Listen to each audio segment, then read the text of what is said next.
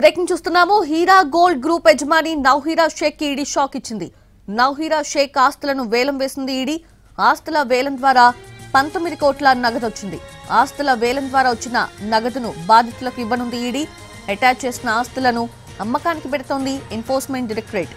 దేశవ్యాప్తంగా 5,900 కోట్లు వసూలు చేసి బోర్డు తిప్పేసింది నౌహీరా షేక్.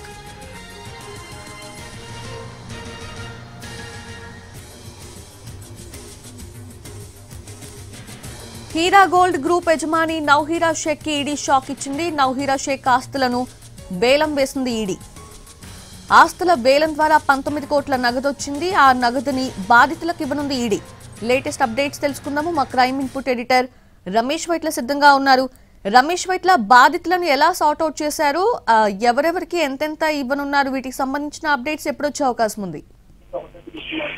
హీరా గోల్డ్ కేసులో అటు నౌహీరా షేక్ కు ఈడీ ఎన్ఫోర్స్మెంట్ డైరెక్టరేట్ షాక్ ఇచ్చింది చెప్పొచ్చు. ఈ కేసు సంబంధించి ఇప్పటి వరకు దాదాపు 6,000 కోట్ల రూపాయలు దేశవ్యాప్తంగా బాధితుల నుంచి వసూలు చేసి ఆ మేరకు విచారణ ఎత్తివేసినట్లు ఈడీ గుర్తించింది. ఇప్పటి వరకు చూసినట్లయితే 5,998 కోట్ల రూపాయల వరకు వసూలు చేసినట్లు గుర్తించారు.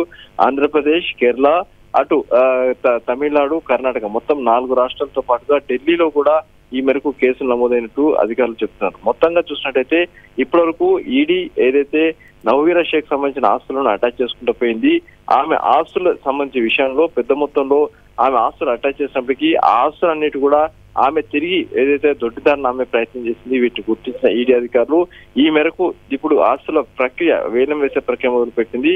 ఇవాళ మొత్తంగా 19 కోట్ల రూపాయల విలువైన ఆస్తులను అమ్మకం చేయగా వచ్చిన డబ్బు మొత్తం కూడా బ్యాంకులో డిపాజిట్ చేశామని చెప్పి కూడా పేర్కొనడం జరిగింది. అయితే ఈడీ ఏదైతే మొత్తంగా ఆస్తులను మొత్తంగా వేలం వేసి ఆ వచ్చిన డబ్బులు మొత్తం కూడా బాధితులకు పంచుతామని చెప్పి కూడా ప్రకటించింది. అయితే ఆస్తుల వేలం ప్రక్రియ ఇప్పుడు మొదలైంది, అది వేగంగా కొనసాగుతుంది. మరికొన్ని రోజుల్లో మొత్తం ఆస్తుల మొత్తాన్ని కూడా వేలం వేసి ఆ మొత్తాన్ని కూడా బాధితులకు అందజేస్తామని చెప్పి కూడా ఇప్పుడు ప్రకటించున్నారు. అయితే దీనికి సంబంధించి చూస్తే ఇప్పటికీ ఈడీ 450 కోట్ల రూపాయల వరకు ఆస్తులను అటాచ్ చేసింది.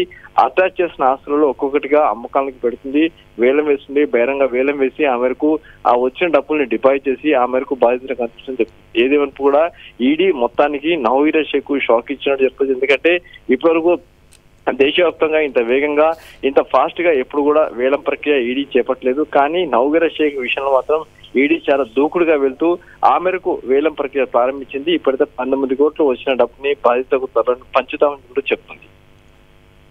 Ramesh Vaitla, thank you.